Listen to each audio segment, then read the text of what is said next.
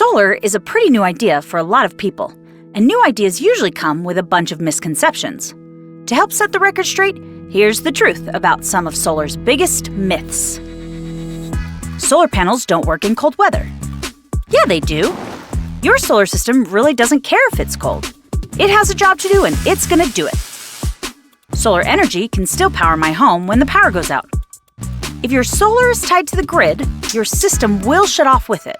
That's to protect electricians working on the grid from receiving a surprise shock from your system. The good news is that you can get a solar battery, and that will help keep the lights on when the power goes out. Solar energy is too expensive. Actually, most people who go solar end up saving money. Several pricing plans exist, so it might be easier than you think to find an option that fits your needs. And many states provide tax incentives or credits to anyone feeding clean energy to the grid. So you might say, it's too expensive to not go solar. There you go, myths debunked. We hope that was helpful. To learn more, check out some of our other great resources